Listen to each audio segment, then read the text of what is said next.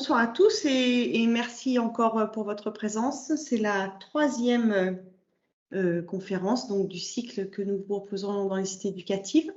Le thème de ce soir est la formation à l'esprit critique et nous allons avoir la chance d'avoir deux intervenants.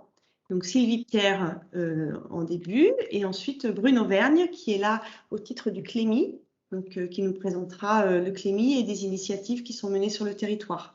Donc, je vous donne la parole dès maintenant, Sylvie, pour que nous puissions avancer et ne pas nous disperser. Merci à tous. Bien, bonsoir. Je suis ravie à nouveau de vous retrouver pour cette troisième conférence.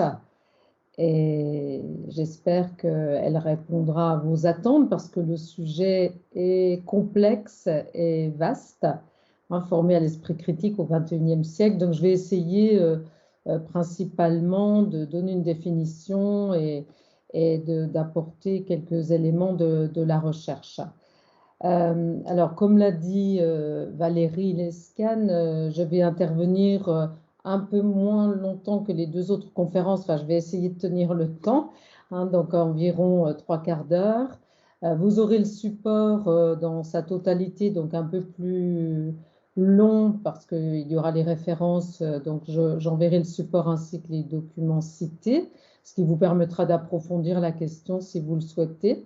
Et puis ensuite, donc Bruno Vergne, qui est donc formateur Clémy, interviendra sur la question des médias et de l'information.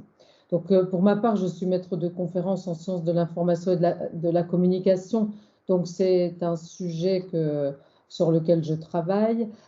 J'ai travaillé aussi 4 années à la 5e chaîne, donc j'ai beaucoup réfléchi aussi à cette question de formation aux médias. Mais aujourd'hui, je vais surtout me concentrer sur la formation à l'esprit critique.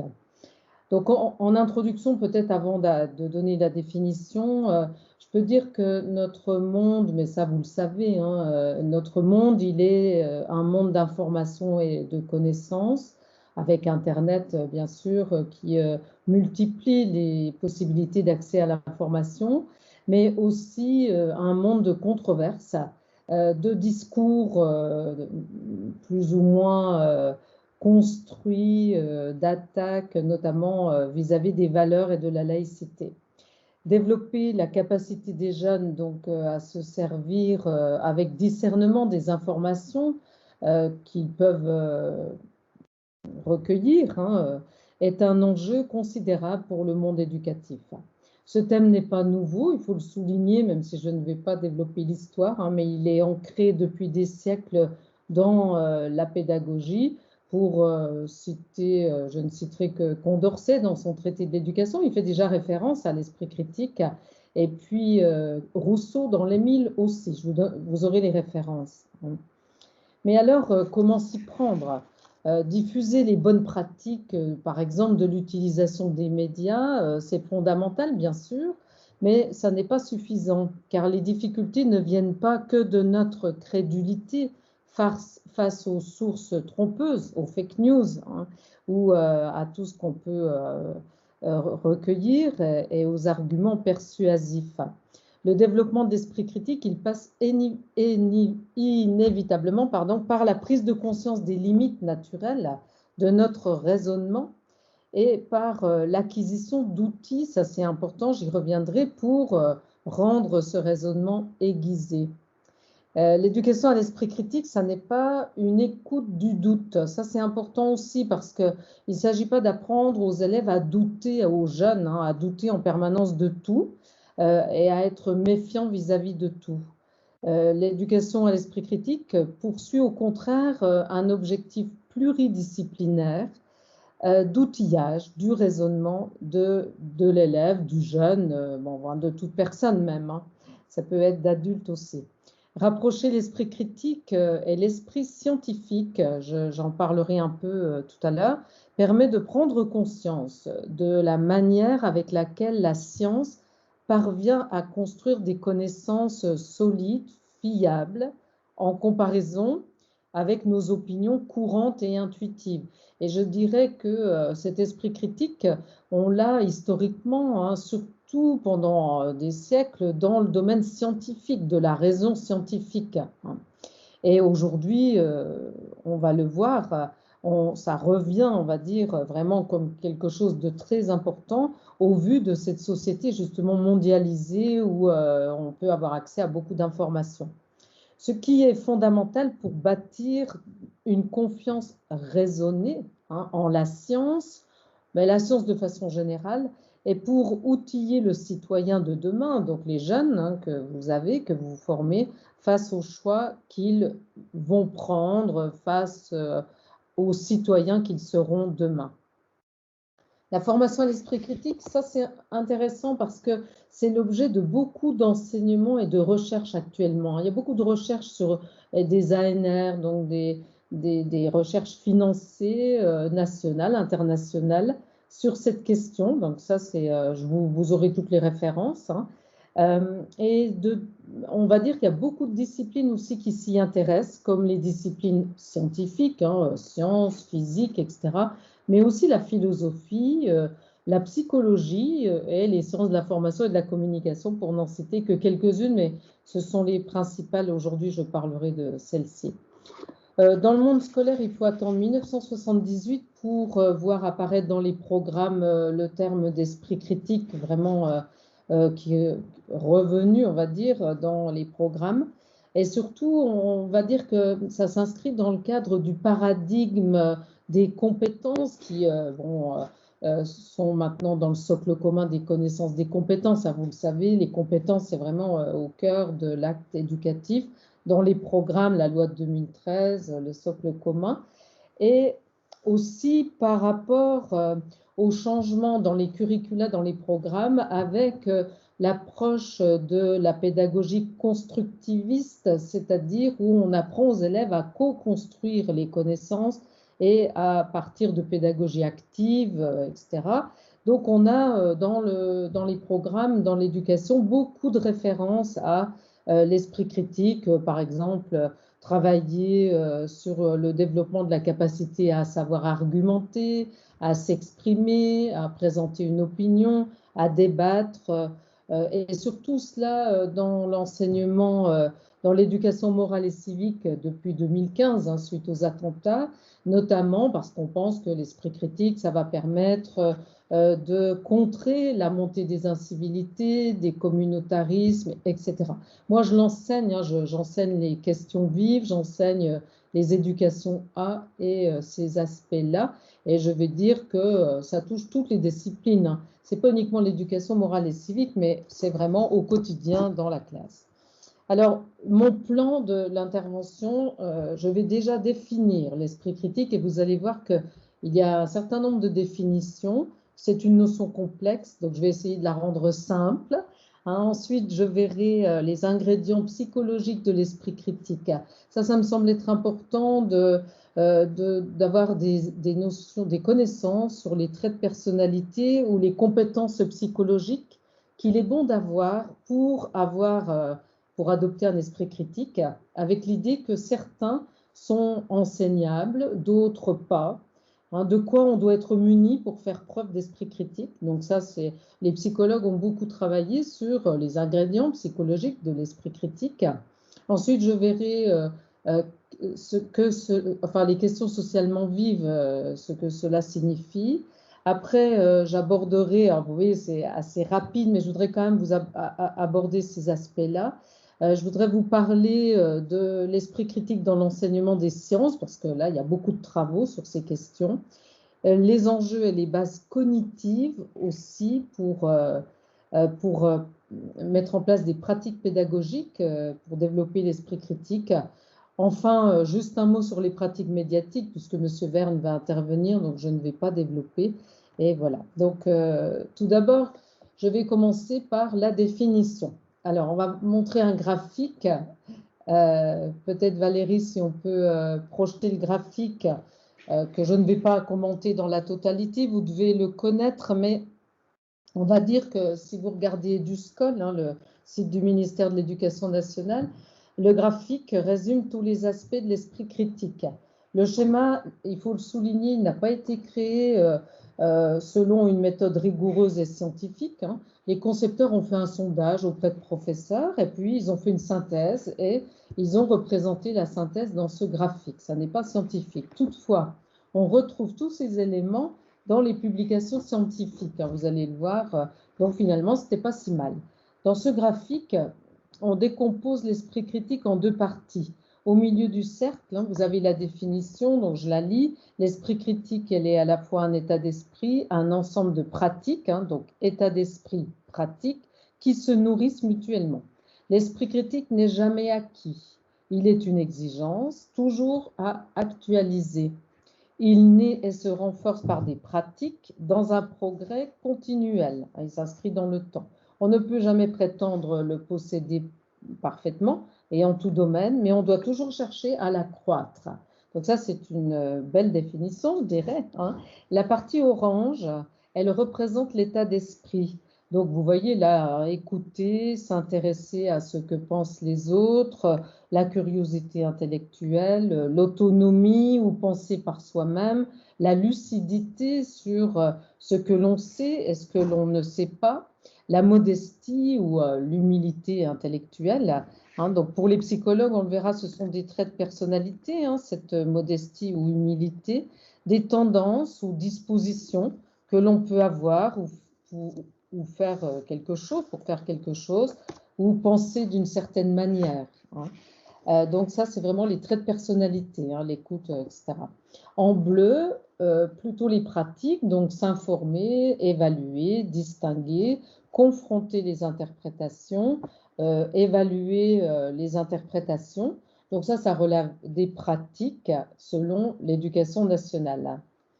On ne peut considérer les comportements comme étant l'esprit critique, mais la possibilité de ces comportements. Hein. Donc, en effet, on peut arrêter le schéma. Peut-être là, c'était, voilà, je vais continuer sans PowerPoint. Voilà, merci. Donc, en effet, on ne va pas dire chercher de l'information, c'est avoir de l'esprit critique. Hein. Mais par contre, être capable de chercher de l'information comme il faut, c'est faire preuve d'esprit critique. Certains chercheurs parlent de compétences plutôt que de pratiques. Hein. Donc, on retrouve souvent cette opposition entre une partie de compétences, c'est-à-dire de choses qu'on fait, qu'on peut faire, et des dispositions. Hein, donc, c'est-à-dire ce que l'on fait habituellement, spontanément, ce qu'on a envie de faire.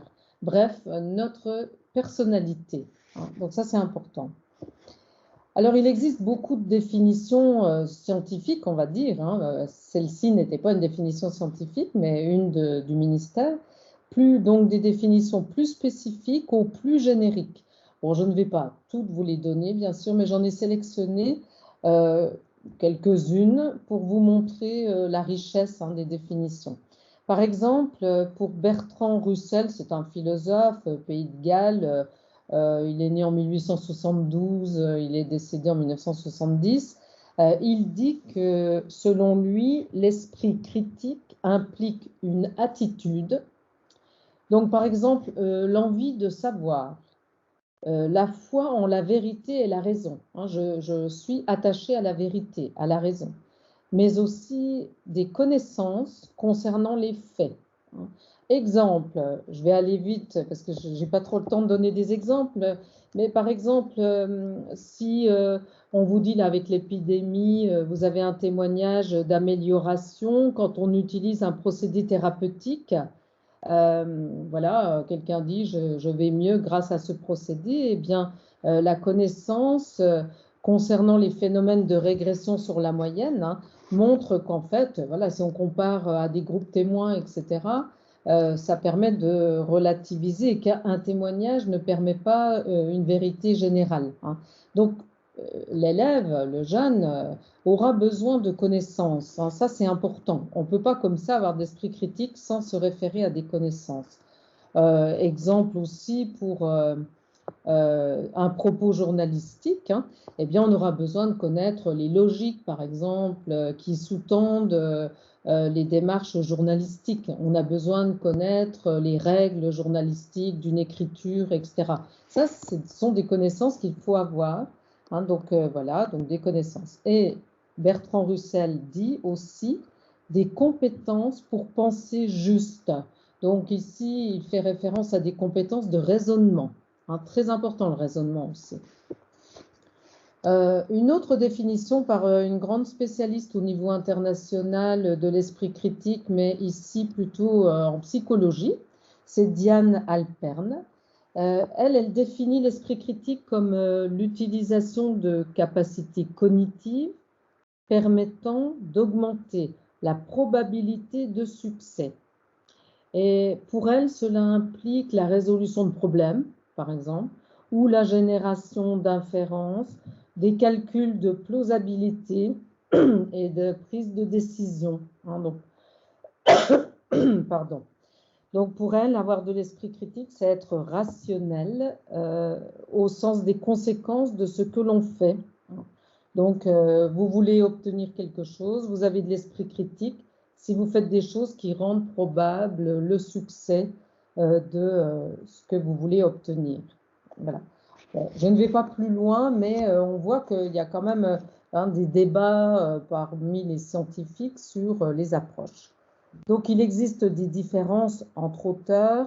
Certaines sont plus restrictives comme définition, d'autres plus larges. Elena Pasquinelli, elle est philosophe spécialiste des sciences de la cognition. Vous pouvez la voir si vous cherchez un peu sur le thème. Hein, elle est chercheuse associée à l'Institut Nico. Elle est membre de la fondation La Main à la Pâte. Hein. Vous savez, c'est une fondation d'expérimentation scientifique. Bon, voilà. Nous avons, nous, en Lorraine, un centre Main à la Pâte où je travaille. Hein. Donc, elle est arrivée à la définition suivante, simple, courte, efficace. La définition, elle est courte. Hein. L'esprit critique, c'est la capacité à réguler la confiance qu'on accorde à une information. Voilà, au sens très large, l'information. Hein.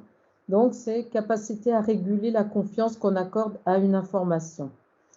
Cela veut dire avoir de l'esprit critique, eh bien, c'est être capable de juger si une information qui vient de moi-même est fiable ou pas. Ça, c'est aussi très important. Hein, c'est se méfier aussi de ses certitudes. Hein. Donc, il s'agit d'être capable, quand il le faut, de se méfier, mais quand même pas trop non plus, parce que si je suis tout le temps méfiante, là, je suis un peu une tendance paranoïaque. Donc, il ne faut pas non plus être trop méfiant. Donc, à se méfier, mais pas trop non plus, des choses qu'on observe ou qu'on trouve sur Internet. Hein. Cela englobe aussi la capacité à juger de la fiabilité des sources. Ce que je lis, est-ce que ça peut être fiable? Parfois, une information est le résultat d'un raisonnement scientifique. C'est aussi pour savoir évaluer la confiance qu'on peut accorder dans la conclusion d'une information. Hein. Et il faut aussi savoir évaluer les capacités de raisonnement, etc. Vous voyez, tout ça, c'est un outillage qu'il va falloir progressivement faire acquérir à l'élève ou aux jeunes, on va dire, dès le plus jeune âge. Cette définition, bien qu'elle soit courte, englobe les connaissances générales, c'est la métacognition, les connaissances générales, tous les savoirs, et les connaissances aussi, par exemple sur le journalisme, si on s'intéresse à la presse, plus des compétences logiques, de raisonnement. Cette définition peut être un bon compromis, parce qu'elle est courte, mais elle est suffisamment générale pour aborder la question. Il faut souligner qu'il y a un lien fort entre compétences et disposition. Les psychologues travaillent beaucoup sur ces questions. La disposition d'une personne, d'un enfant, d'un adulte aussi, présuppose la compétence. On peut imaginer que si l'on a la disposition à utiliser son esprit critique, on va le développer. Par exemple, si je suis intéressée par connaître la vérité, je vais me tourner vers la vérité. Je vais plutôt chercher la vérité. Je vais me questionner. Je vais me renseigner. Je vais faire attention. Hein, je vais être en éveil. Il y a des compétences diverses, donc, qui relèvent de l'esprit critique. Et il y a des compétences très concrètes que l'on peut apprendre, hein, justement, pour distinguer, par exemple, le vrai du faux. Hein. Est-ce que c'est une fake news ou est-ce que c'est une information vérifiée? On peut décomposer en 4 morceaux ce qui relève de la culture générale pour justement, ça ce sont des travaux hein, de recherche qui portent sur déjà d'une part ce qui relève de la culture générale que doit avoir un jeune. Donc tout d'abord, il y a 4 choses. La première, c'est avoir une idée de la plausibilité. Est-ce que cela ressemble à quelque chose de douteux hein, ou pas? Est-ce que j'ai besoin de preuves ou pas? Je prends un exemple. Je travaille sur un site, par exemple Clara l'institutrice. Je regarde le site. C'est une institutrice qui dit qu'elle a un blog, qu'elle s'intéresse à l'alimentation équilibrée, etc. Donc, à partir de ce moment-là, ça me paraît plausible. Hein, elle est institutrice, elle a pas mal d'amis, voilà. Et puis après, un scientifique donne son avis aussi sur. Et puis là, quand même, je lis et je vois que le scientifique, il est vraiment orienté vers il faut manger de la viande. Hein, bon. Et donc là, je commence à douter. Et ici, je veux des preuves, donc je vais aller plus loin sur le site. Et je regarde, et en fait, si je vais jusqu'au bout hein, de mon observation, eh bien, c'est une fake news, c'est un faux site qui a été créé par le lobby de la viande, hein, par l'industrie de la viande pour justement contrer les normes en réglementation, vous savez, Nutri-Score, etc., où on vous dit mangez moins de viande. Donc, pour contrer cela, ils ont créé un faux site. Donc, vous voyez, avoir une idée de la plausibilité, ça veut dire que il faut vraiment que je sois en éveil. Hein. Est-ce qu'il y a quelque chose qui me dit que c'est peut-être douteux et je vais aller pas? Ensuite, la deuxième chose, c'est l'épistémologie. C'est l'ensemble, l'épistémologie, des connaissances qu'il faut être capable d'appliquer sur le fonctionnement, sur comment se construit la connaissance. Alors, les enseignants ici présents connaissent bien l'épistémologie. Hein, l'épistémologie, c'est l'histoire des disciplines. Donc, comment la connaissance, elle se construit, hein, c'est-à-dire comment la science a construit les connaissances pour arriver à dire que la Terre est ronde, que la gravité, etc. La main à la pâte travaille beaucoup sur ces aspects-là. Hein. C'est valable aussi pour la manière dont les journalistes vérifient les informations. Hein. Donc, par exemple, sur les connaissances des médias, de l'information, etc. Ensuite, on a les règles logiques, on retrouve le raisonnement hein, en culture générale. Et puis, la métacognition, c'est ce que l'on doit connaître pour avoir conscience des risques qui viennent de nous, d'une part, et qui risquent de nous tromper. Et la métacognition, ça concerne les biais. On parle de biais et heuristiques. Hein. On verra tout à l'heure qu'il existe des biais, c'est-à-dire des choses qui font que je vais me tromper parce que je crois à mes certitudes, à mes intuitions, mais en fait, c'est un biais cognitif. Hein, j'ai tort. Voilà. Donc, il faut que je sache, il faut que j'ai conscience des risques qui viennent de moi, des risques que j'ai de me tromper. Hein. Alors, il y a des recherches qui sont faites, ça c'est intéressant. Je regarde l'heure parce que le temps passe. Il y a des recherches qui sont faites s'il faut des compétences pour avoir de l'esprit critique. Hein. Ce qui peut paraître évident, c'est que l'intelligence devrait être favorable à l'esprit critique. Hein. Quelqu'un qui bon, soit on a mesuré son quotient intellectuel, soit il a une intelligence. Bon.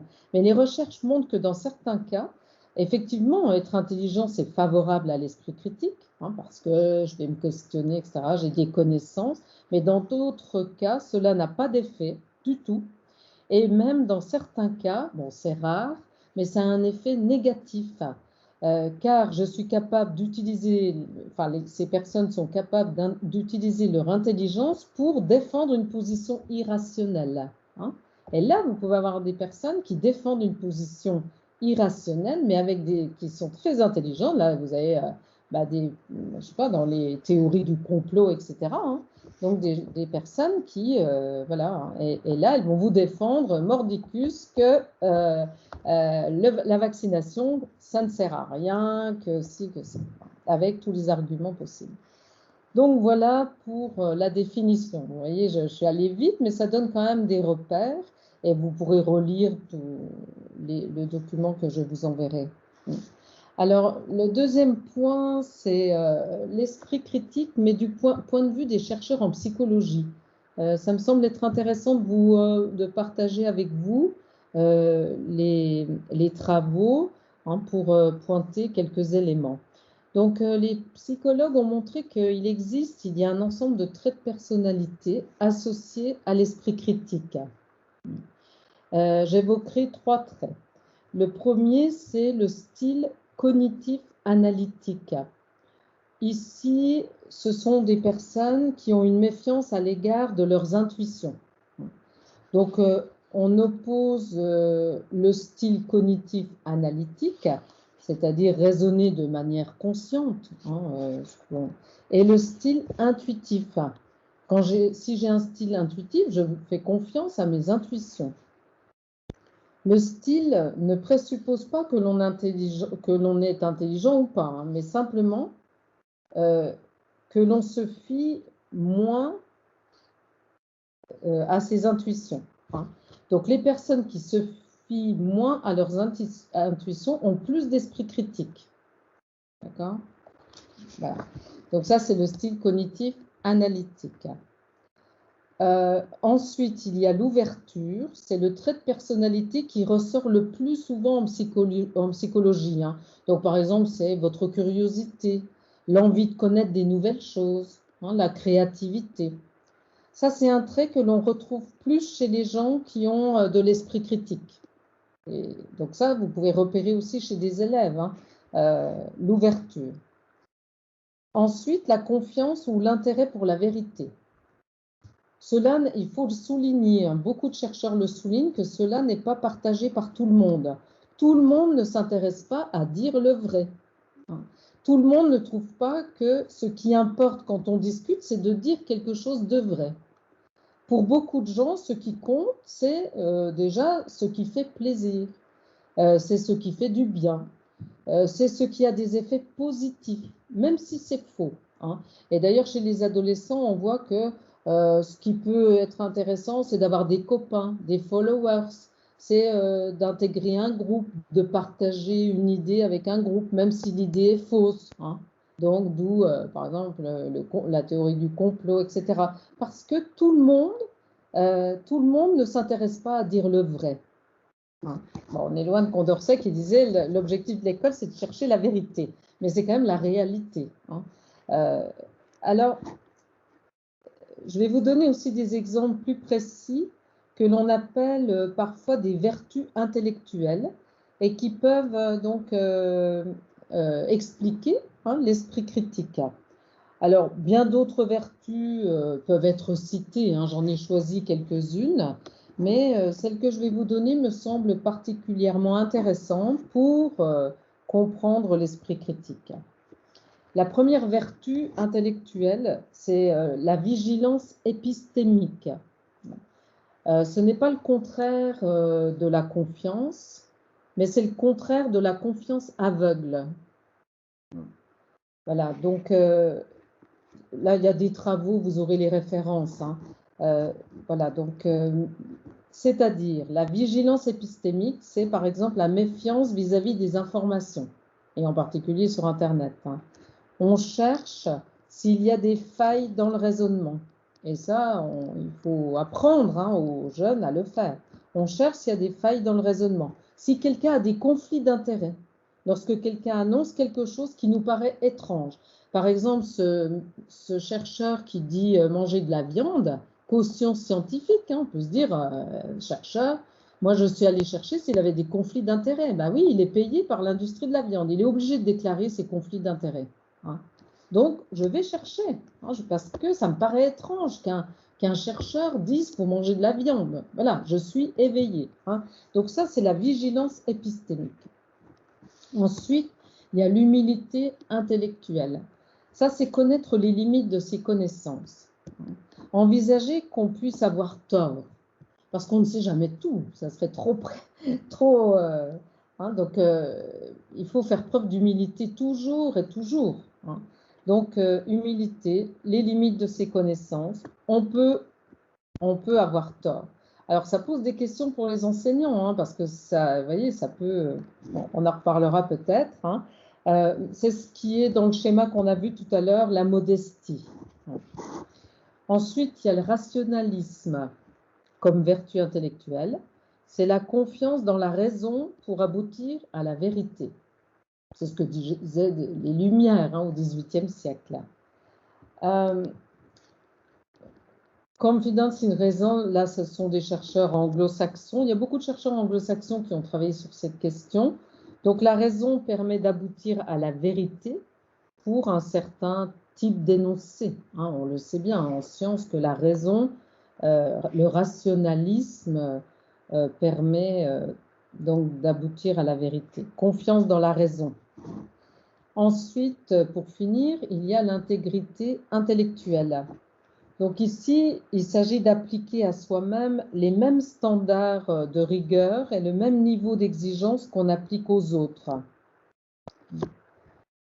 C'est une propension à être aussi exigeant envers soi-même qu'envers les autres.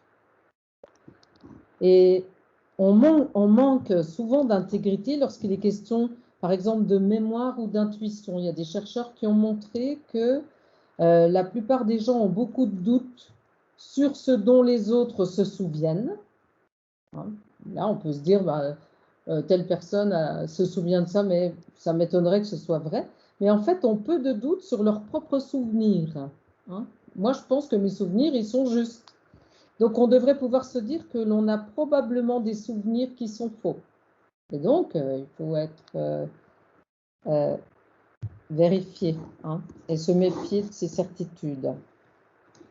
Les ingrédients de l'esprit critique du point de vue de la psychologie sont donc des savoirs, connaissances dans le champ concerné, donc ça peut être les médias, les sciences, peu importe, en logique et de la culture épistémologique, des traits aussi donc de personnalité ou des intérêts, l'ouverture, besoin de cognition, le style analytique, la métacognition, donc des connaissances applicables sur notre propre fonctionnement, les biais et heuristiques et les manières d'apprendre, et des vertus intellectuelles telles que, j'ajouterai aussi le courage, l'endurance, parce que ça nécessite des efforts, l'humilité, la méfiance, l'intégrité. Voilà pour les aspects psychologiques. Alors, maintenant, un mot, troisième point, sur les questions socialement vives. Comment la recherche sur les questions socialement vives, elle peut contribuer à la formation de l'esprit critique. Je n'ai pas le temps de tout développer sur les questions socialement vives, mais à la limite, je vous enverrai un PowerPoint sur cela. On entend quoi par questions socialement vives? En fait, ce sont des questions définies comme des objets de débat dans les sphères, alors ça peut être les sphères scientifiques comme les OGM, le nucléaire, ou médiatiques, les fake news, ou académiques, car, donc ce sont des objets de débat, car elles sont porteuses de controverses, d'incertitudes et de risques. Donc c'est une question complexe, une question socialement vive, interdisciplinaire, parce que ça peut faire référence à l'histoire, aux sciences, etc. Et située, donc ça peut être les sciences sociales, les questions éthiques, philosophiques. Souvent, cela touche, et nous sommes dans les valeurs, la laïcité, dans ce cycle de conférences, donc ça touche souvent des questions citoyennes, c'est-à-dire situées, contextualisées à un contexte historique, spatial, la laïcité, etc. Il n'existe en général pas pas de réponse unique. Enfin, il y a des réponses juridiques, mais parfois c'est difficile. Par exemple, la question du climat. Hein. Souvent, ce sont des questions médiatisées, très forte médiatisation, effet de dramatisation. Hein. Voilà, donc ce sont des questions. Alors, quand je dis qu'il y a des controverses, ben, vous avez des logiques différentes, des points de vue différents, même scientifiques. Hein. Vous pouvez avoir des conflits scientifiques. Ce ne sont pas des questions qui sont arrêtées, stabilisées. Hein. Donc, quelle posture pour l'enseignement, apprentissage sur ces questions socialement vives? Hein. Et là, on peut se référer dans ce qu'on appelle le tableau des postures de Kelly, qui a défini ces postures en 1986. Posture de Kelly, c'est un chercheur. Hein. Il propose 4 types de postures. Alors, il y a la neutralité exclusive. Ici, si vous êtes enseignant ou intervenant, acteur, hein, vous avez une posture positiviste scientifique. C'est-à-dire que ici, vous n'allez pas, enfin, les enseignants ou les acteurs ne doivent pas aborder des thèmes controversés. Hein. Les découvertes scientifiques sont des vérités exemptes de valeur. Donc, voilà, c'est une neutralité exclusive. Vous enseignez votre cours, mais vous n'abordez pas les thèmes controversés. Hein. Ensuite, il y a la partialité exclusive, sorte de militantisme. Ici, l'enseignant ou l'acteur, hein, quand je dis enseignant, c'est tout acteur de l'éducation, l'intention délibérée est de conduire les élèves à adopter un point de vue particulier sur une question controversée. Les positions contradictoires sont ignorées par les acteurs de l'éducation ou plus ou moins insidieusement minorées. Hein, vous allez plutôt aller vers telle ou telle position. Hein. Donc, si vous adoptez cette partialité exclusive, hein, vous allez fournir aux élèves une certitude intellectuelle. Ensuite, il y a l'impartialité neutre. Par exemple, dans le cadre de l'éducation à la citoyenneté, les élèves doivent être impliqués dans des débats sur des questions controversées. Et ici, vous devez rester neutre et ne pas dévoiler votre point de vue. D'accord? Ça, c'est ce que l'on verra quand je viendrai dans toutes les techniques qui permettent justement de débattre. Et donc, on verra dans quel paradigme on s'inscrit. Hein. L'impartialité neutre, donc, voilà, vous ne refusez pas d'aborder des questions controversées, hein, mais vous restez neutre. Et là, on est dans la technique du débat et de l'argumentation. Et puis, l'impartialité engagée, tout en favorisant l'analyse de points de vue en compétition sur les controverses. Hein, donc, on va analyser les prises de position, bah, par exemple la laïcité, hein, les acteurs qui attaquent la laïcité contre, etc. Donc, ici, les enseignants donnent leur point de vue. Hein, et voilà, par exemple, pour la laïcité, on vous dit bien transmettre des valeurs de la République, donc hein, voilà, on donne son point de vue. Mis en présence des idées des enseignants, encouragés à évaluer la validité de leurs idées dans un climat exempt de sanctions potentielles. Donc ici, c'est, on va dire, le contrat didactique, il est redéfini. Hein. Les élèves développent des compétences d'engagement civique. Ceci est très intéressant, beaucoup utilisé, hein, notamment sur la question des valeurs. Hein. Voilà, donc on ne note pas, on peut s'exprimer, il n'y a pas de sanction, c'est un contrat didactique, ça va être important de donner la parole, chacun peut s'exprimer et voilà. Alors, est-ce qu'une impartialité engagée, hein, cette dernière, est-elle suffisante pour des questions impliquantes comme la laïcité, hein, voilà, ou une partialité démocratique, critique, engagée, hein, capable d'accompagner les élèves vers un engagement responsable, empathique? Bon, on peut se poser ces questions, mais bien sûr, on peut retrouver un enseignant, c'est important qu'il puisse aborder ces questions, hein, les questions socialement vives. Moi, je forme des futurs enseignants à ces questions-là. Hein. C'est important qu'à l'école, on apprenne aux enfants à débattre, à réfléchir, voilà. Donc, on est bien sûr dans ces approches-là et pas dans la neutralité exclusive où on se dit non, l'école, on n'aborde pas du tout ces questions-là. Voilà, alors, bon, je n'ai pas le temps, donc je ne vais pas développer. Vous pourrez lire dans mon document, j'avais pris comme exemple le développement durable avec des engagements différents, mais vous lirez, je n'ai pas le temps de développer. Le point suivant, c'est l'esprit critique dans l'enseignement des sciences. Juste quelques aspects de la recherche par rapport au domaine scientifique. Le premier élément, c'est que pour les chercheurs en sciences, la pensée critique, c'est un jugement raisonné, donc la raison, raisonné, autorégulé. Voilà.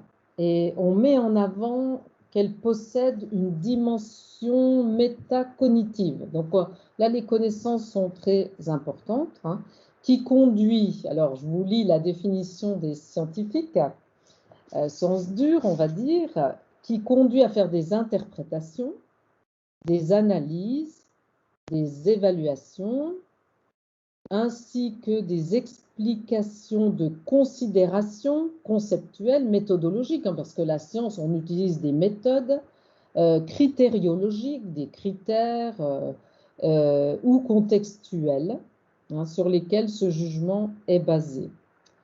Voilà, donc les scientifiques, là aussi je passe, parce que je vois le temps qui distingue quand même, et ça c'est intéressant, la pensée critique, donc qui est définie comme un ensemble d'activités épistémiques, donc liées aux connaissances, de compétences liées à l'argumentation et à l'investigation, donc qui permet de questionner, d'évaluer les assertions. Donc ça, c'est la pensée critique. Il la distingue de l'esprit critique. L'esprit critique, c'est défini au sens restreint comme un ensemble d'attitudes.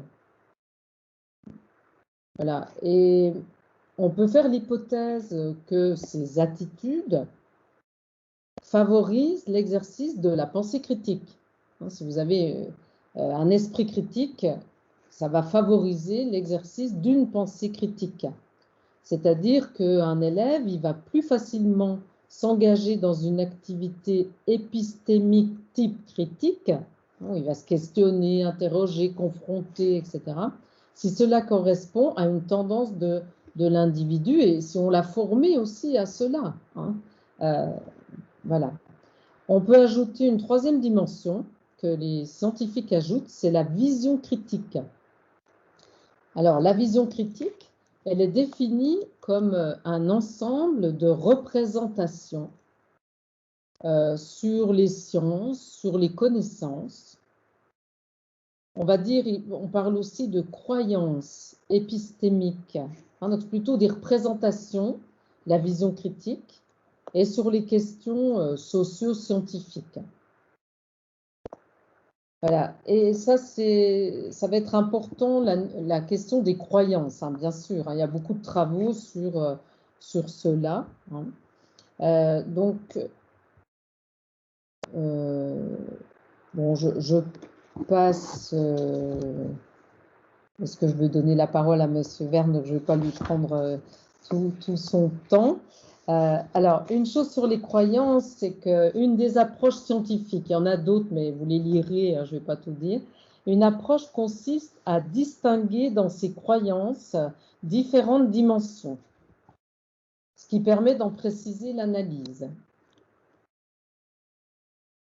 Le modèle le plus courant, au niveau de la recherche, distingue 4 dimensions. 4 dimensions. Alors, la première dimension concerne la nature des connaissances. Et c'est la dimension certitude. Ici, on oppose la représentation des connaissances comme des vérités absolues, fixes, par conséquent certaines, à la représentation selon laquelle les connaissances sont toujours susceptibles d'évoluer, donc sujettes à une forme d'incertitude. Hein, vous voyez? Donc là, on n'a pas la même approche. Hein. Voilà. Donc, les vérités absolues, fixes, certaines, et puis celles qui évoluent, et donc sujettes à une forme d'incertitude. Donc ça, c'est une première dimension. Une autre dimension, c'est la dimension simplicité ou complexité des connaissances.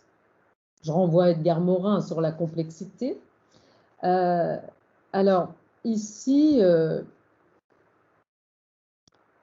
elles sont vues soit comme une simple accumulation de faits, ou plutôt comme un ensemble complexe qui inclut des faits, des modèles, des concepts qui seraient interdépendants. Hein, si je prends par exemple les valeurs citoyennes, on va dire que c'est complexe parce que ça fait référence aux valeurs, à la loi, enfin bon, etc. Hein. On est plutôt aujourd'hui dans un monde complexe hein, et pas simple, même pour les médias. Les deux autres dimensions, dimension source et justification, elles concernent le processus de la connaissance. Et plus exactement, les sources possibles de la connaissance. Les sources possibles de la connaissance et les critères qui permettent de justifier si l'on est en présence d'une connaissance ou non. Hein? Est-ce que c'est une connaissance ou est-ce que c'est une fake news, par exemple? Hein? Pour chacune de ces dimensions, il y a des représentations hein, qui relèvent davantage d'un niveau évaluatiste et qui peuvent être associées à une vision critique des connaissances. Je vous ai mis la référence du chercheur qui a écrit sur cela, mais il me semble que c'est intéressant d'avoir cette distinction hein, pour permettre justement de travailler avec les jeunes sur ces questions hein, et d'être outillés théoriquement pour y travailler. Voilà. Alors, dans un troisième domaine de recherche, on s'intéresse aussi à la manière dont les jeunes appréhendent le lien entre science et société. Hein. Donc là, il est question des questions socio-scientifiques. Par exemple, faut-il réduire la part du nucléaire dans la production d'électricité?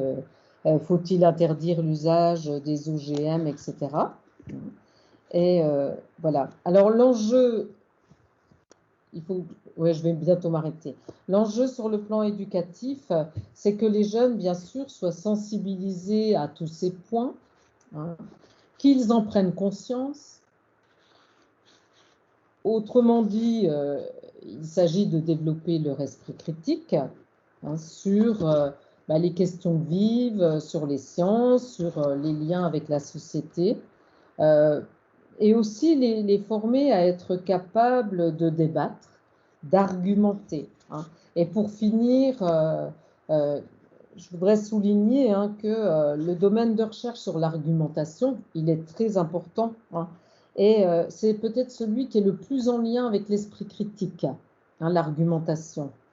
Voilà, donc c'est vraiment le moyen privilégié pour explorer ce qui fonde la connaissance, les vérités, ce qui permet de questionner les limites d'une assertion, hein, d'examiner les objections qui peuvent être opposées à quelque chose en considérant aussi le domaine de validité.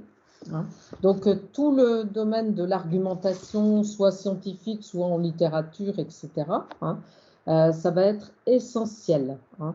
Donc ça, bon, vous devez bien connaître. Hein, donc ça fait partie, l'argumentation, des démarches scientifiques, hein, d'ailleurs, des démarches d'investigation que l'on apprend dès le plus jeune âge. Et il faut l'apprendre dès le plus jeune âge. Hein.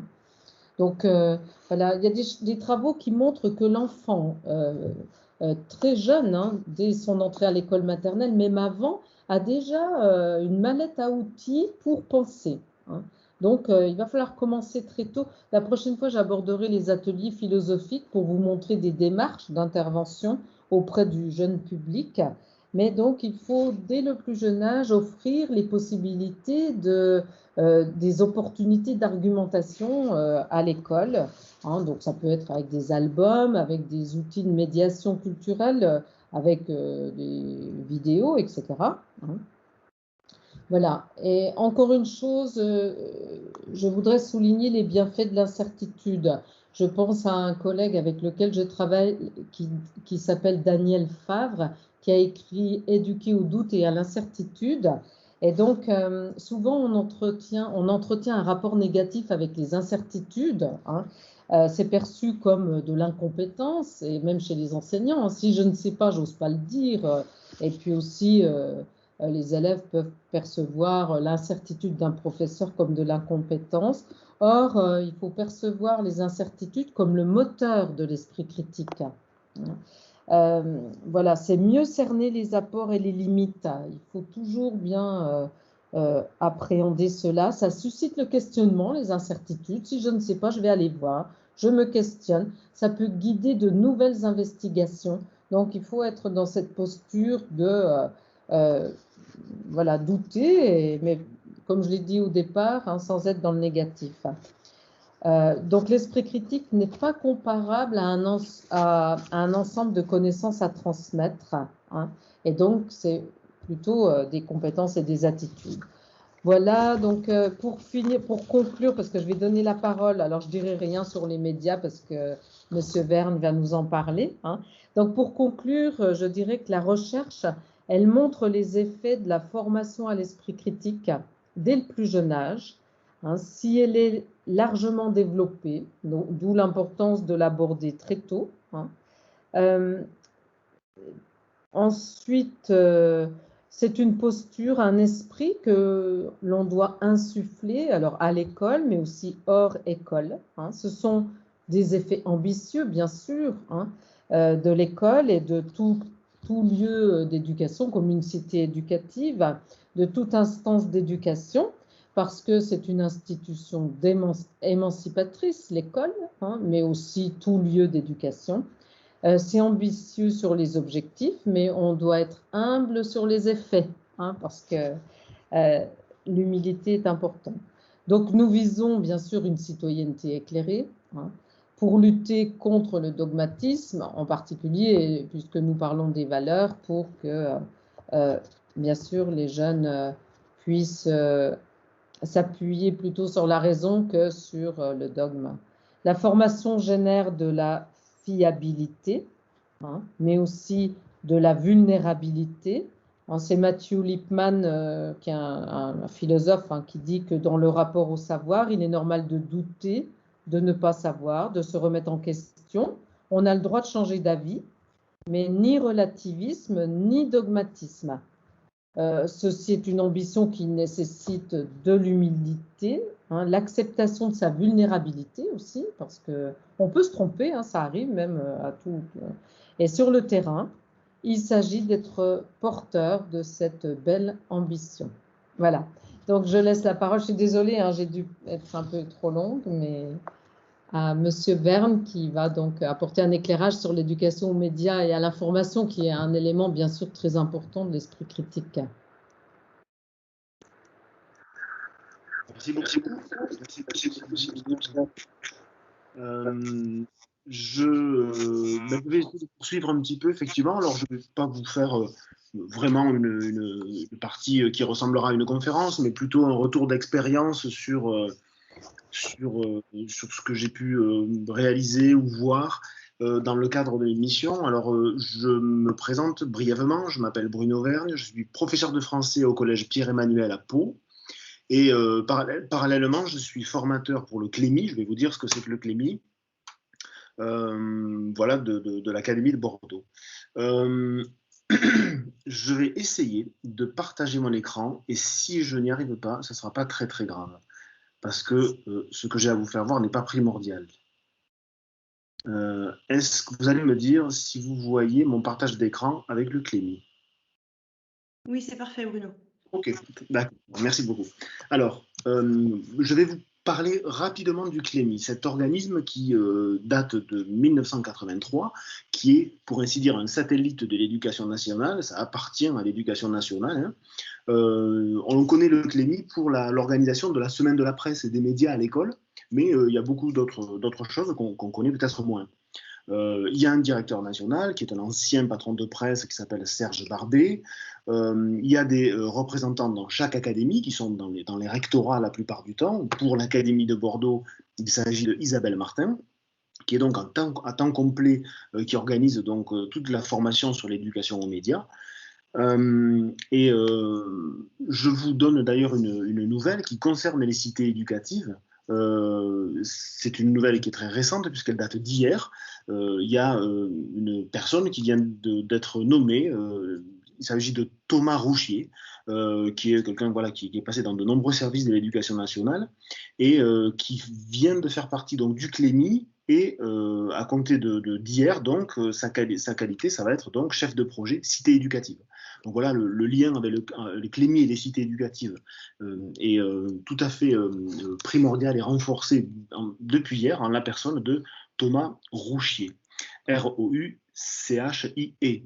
On va le laisser prendre ses fonctions avant de lui envoyer des messages sans doute, mais en tout cas, c'est quelqu'un dont on entendra parler, j'imagine, ici à Pau. Donc le CLEMI propose essentiellement des ressources. Je vous ai affiché le site internet. Bon voilà, vous irez le visiter. Il y a aussi le site internet de l'Académie de Bordeaux, donc du CLEMI Bordeaux, mais là c'est le site national. Donc des ressources, des formations et aussi des interventions. Et les ressources, c'est pas uniquement pour les membres de l'éducation nationale, c'est aussi pour tous les acteurs éducatifs, comme on en a parlé juste avant. Voilà, vous dire par exemple deux, trois petites choses. Dans l'actualité, il y a cette exposition autour des fake news et le CLEMI a travaillé à une façon un petit peu peut-être originale de regarder les fake news. On a toujours tendance à les regarder à travers le prisme des biais cognitifs et des médias, et c'est bien important. Mais là, il s'agit d'une exposition à l'espace de la Fondation EDF à Paris, et il existe, puisque voilà, Paris est loin, donc tout ce qui a été mis à jour, tous les dispositifs voilà, éducatifs autour de cette exposition sont téléchargeables en ligne sur le site du CLEMI. Donc il s'agit de regarder les fake news, mais à travers le spectre ou l'angle plutôt de l'art. Donc d'envisager la fiction comme un mensonge ou pas et de réfléchir là-dessus. C'est un angle un peu nouveau d'un travail sur la mésinformation. Ensuite, vous donner un exemple peut-être de ce que réalise le CLEMI dans les établissements scolaires. C'est par exemple, vous le retrouverez aussi sur le site, ce qu'on appelle classe investigation. Classe investigation, ce sont des sortes d'enquêtes qui sont élaborées et qui sont mises à disposition des élèves, où les élèves sont acteurs. On parlait tout à l'heure d'éducation et du versant constructiviste de l'éducation. On est complètement là-dedans. C'est-à-dire que les élèves vont avoir enquêté et à retrouver le vrai du faux, à remonter les sources d'informations et à publier le résultat de leur enquête sous forme d'ailleurs de reportage. Donc il y a le côté enquête et le côté publication de reportage. Ça c'est par exemple classe investigation, ça peut être fait dans des établissements scolaires mais aussi dans des centres sociaux. Voilà, il y a une formation que dispense le CLEMI autour de ce dispositif. Bon, c'est un exemple vraiment parmi de nombreux autres exemples. Ça, c'est, tant que je parle du CLEMI, la famille tout écran. C'est un guide, un petit livre, je vous le ferai voir en vrai tout à l'heure, disponible gratuitement en téléchargement sur le site du CLEMI. Il en existe aussi en vrai, mais c'est difficile peut-être de les avoir. Enfin, on peut se les faire envoyer éventuellement. L'idée, c'est pareil, hein, la destination, c'est les profs, mais c'est aussi les parents, c'est tous les acteurs de l'éducation. Comment réagir quand voilà, un jeune, par exemple, eh bien, rencontre un problème pour, par exemple, maîtriser le temps des écrans, pour avoir de l'éthique sur le net, comment conseiller les ados dans leur utilisation des réseaux sociaux. Bon, voilà, c'est tout un tas de thèmes qui sont tout à fait intéressants. Donc ça, c'est des ressources à disposition et c'est gratuit. Et pour terminer, en tout cas de cette présentation du Clémy, une web-série qui est dans sa 2e saison. C'est des petits films. Donc ça s'appelle La famille tout écran, mais c'est en version web-série. Ça peut être très utile, encore une fois, pour tous les acteurs de l'éducation, pour engager la conversation avec des jeunes, pour voilà, aborder tous les sujets autour de l'information et de la mauvaise information, et aussi de l'utilisation des souvent un peu voilà, un peu trop forte des écrans. Je vais essayer de revenir avec vous. Voilà. Ça va? Vous n'avez plus le partage d'écran? Ouais. Donc, voilà, ça c'était pour une brève présentation du Clémy. Je pourrais répondre bien sûr à des questions autour de cet organisme qui se voit renforcé dans ses missions de plus en plus depuis depuis une petite dizaine d'années, parce que on n'a jamais eu l'occasion de parler autant des médias, et puis depuis l'arrivée de Trump au pouvoir, des fake news, et donc voilà, on est plongé là-dedans. On voit que c'est un enjeu qui est très important, et qui n'est pas effectivement, je m'inscris dans ce que disait Sylvie Pierre tout à l'heure, qui n'est pas réservé aux profs d'histoire géo ou aux profs d'éducation morale et civique, mais bien à toutes les disciplines. Cela dit, c'est difficile. C'est difficile à faire, parce que les profs, ils ont leur discipline, on leur rajoute un étage à la fusée, souvent c'est compliqué. Il y a bien eu des tentatives pour faire en sorte qu'on crée dans les établissements scolaires une discipline, éducation aux médias. Mais pour le moment, on est un peu opposé à ça, parce que on pense justement qu'il faut essayer de l'irriguer dans toutes les disciplines. Or, le problème, c'est que peut-être qu'en essayant de faire en sorte que l'éducation aux médias soit partout, on court toujours le risque qu'elle soit nulle part. Donc, on est dans ce dilemme que l'éducation aux médias doit être prise par tout le monde, par tous les acteurs de l'éducation, mais que chacun peut se dire, bon, ben, c'est le prof de français qui fait ça, ou c'est le prof d'histoire géo, et que chacun se renvoie un peu la balle ou la patate chaude, c'est selon. Je voudrais vous parler de 2 ou 3 interventions que j'ai pu faire, ou que j'ai pu voilà, ou que j'ai trouvé intéressantes. La première, c'est non pas dans un établissement scolaire, mais dans un centre social. Il s'agissait du centre social de la Pépinière, que vous connaissez sans doute si vous êtes de Pau. Donc le centre social de la Pépinière m'avait demandé, à l'époque où je faisais encore beaucoup de formations sur le terrain, d'intervenir auprès d'élèves, non, auprès d'enfants, auprès d'adolescents, pardon, là ce n'étaient pas des élèves, et voilà, dans le cadre d'un travail autour de la déradicalisation. Alors, on n'est pas allé dans ce sujet directement, moi je ne suis pas honnêtement équipé pour attaquer ce sujet de front, mais on avait travaillé plus généralement autour des fake news. Donc, on avait commencé par un travail autour de la connaissance des réseaux sociaux. Donc, ce n'était pas format conférence. Là, j'avais une petite 10-15 jeunes. Voilà, discuter avec eux, voir ce qu'ils connaissent des réseaux, essayer de faire en sorte qu'ils partagent avec moi un certain nombre de choses que moi j'ignorais, mais ils ignoraient aussi un certain nombre de choses que moi je savais. Donc voilà, on a discuté autour de ça, travailler aussi sur des choses qu'ils ignorent, comme les modèles économiques des réseaux sociaux. Voilà, quand on leur demande pourquoi Facebook a tant d'argent, c'est intéressant de voir avec eux ce qu'ils en savent, puisque aucun d'entre eux n'a payé pour avoir Facebook. Pourtant, Mark Zuckerberg est richissime. Et donc, il y a bien de l'argent qui circule là-dedans.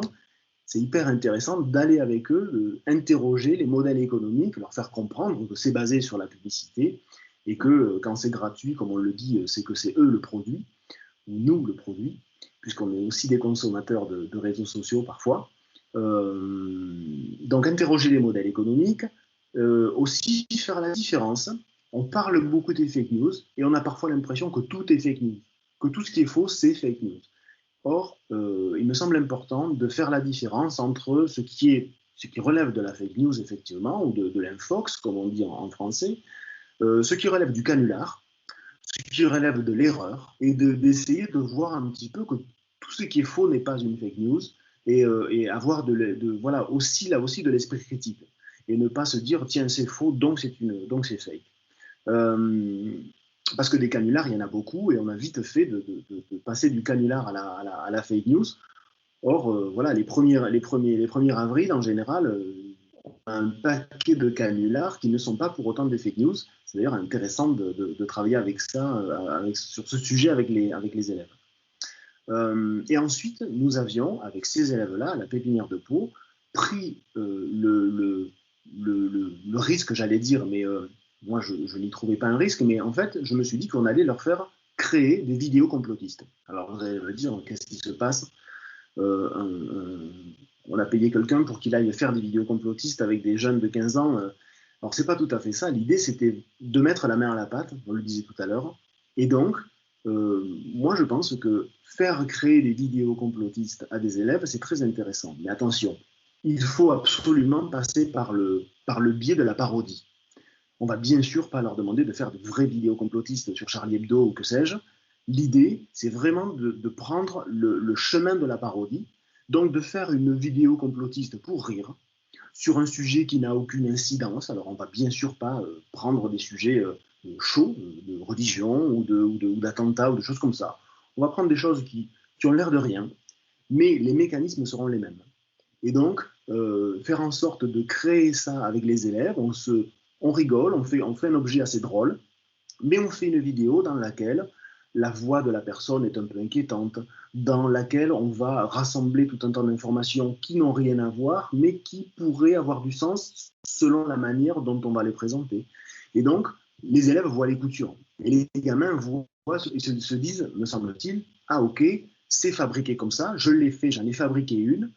Le pari qu'on fait, c'est que s'ils retombent sur une vraie vidéo complotiste, ils en verront les mécanismes, ils en reconnaîtront les mécanismes, et ils pourront peut-être voilà, avoir un peu plus d'esprit critique et se dire, tiens, c'est quand même bizarre, ça ressemble beaucoup à ce qu'on avait fait.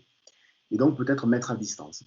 Donc ça, c'est un pari auquel je crois assez, mais c'est vrai que on ne s'improvise pas à faire ce genre de choses non plus. Donc voilà, l'importance de la parodie dans ce domaine-là. L'autre exemple dont je pourrais vous parler, par exemple, c'est un exemple que nous avons réalisé pendant la semaine des médias et de la presse au Collège Pierre-Emmanuel à Pau cette année. Et je dois dire que la cité éducative a été tout à fait impliquée dans ce projet-là. Chaque année, avec le collège, on faisait la semaine de la presse, mais seulement pour les élèves de 4e. Là, la cité éducative nous a suivis cette année et nous a appuyés et nous a permis de réaliser une semaine de la presse intégrale pour tous les niveaux. Et ça, c'était chouette. Alors, on a organisé, on a fait voilà, un certain nombre de choses pour chaque niveau. On a adapté en fonction de chaque niveau, les 6e n'ayant pas les mêmes objectifs que les 3e. Et par exemple, pour nos élèves de 5e, on a fait un atelier qui était tout à fait pertinent, il me semble, qui a été fait par la Kumamovi, qui est un acteur, encore une fois, que vous connaissez bien, une association qui travaille sur l'éducation à l'image et qui est notre partenaire naturel au collège, puisqu'ils sont dans nos locaux. L'idée, c'est qu'on a fait travailler une réalisatrice qui s'appelle Christelle Véron. Cette réalisatrice, elle a préparé son atelier de façon à faire en sorte que les élèves travaillent sur la différenciation de 3 choses. Informer, convaincre et vendre. Donc, faire la différence finalement entre l'information, la propagande et la publicité. Et pour ça, voilà, fidèle à ce que la Kumamovi sait faire, ils ont créé des vidéos eux-mêmes. Donc, une vidéo pour informer sur, mettons, un dentifrice, une vidéo pour convaincre qu'il fallait absolument se brosser les dents et pour quelles raisons, et une vidéo pour vendre un dentifrice en particulier, et voir ainsi, selon le même sujet, les 3 différents angles par lesquels on pouvait l'aborder. Donc ça a été aussi quelque chose de très intéressant, et la Kumamoto est en train de travailler de plus en plus à fabriquer comment dire, des ateliers comme ça, un peu d'autodéfense intellectuelle, qui veulent prendre différentes formes, et la cité éducative nous a permis d'accélérer un peu les choses. Donc ça a été des choses, voilà, des actions tout à fait intéressantes, vraiment au sein des classes. Alors c'est toujours mieux quand on travaille avec un peu moins d'élèves qu'une classe entière. C'est toujours mieux quand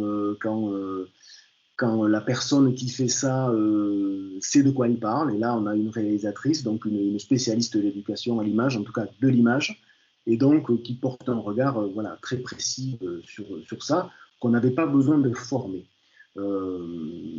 Alors voilà, on pourra échanger si vous le voulez par la suite sur les différentes choses. Je voulais juste terminer en disant quelque chose. On a beaucoup parlé des jeunes, c'est normal dans le cadre de la cité éducative, parce qu'elle ne s'occupe pas des adultes, elle ne peut pas s'occuper de tout. Mais on a souvent dit qu'il faut renforcer l'esprit critique des jeunes.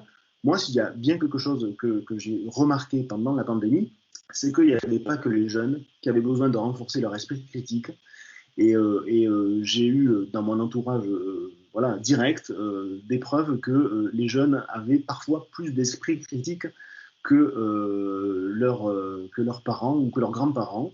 Et c'est quelque chose qui m'a pas mal sauté aux yeux durant cette crise, parce que j'ai reçu des choses sur les groupes WhatsApp qui m'ont fait changer d'avis sur des gens qui étaient assez proches de moi et qui n'étaient pas des adolescents. Voilà. Je vous remercie et je donne un peu de temps à nos échanges.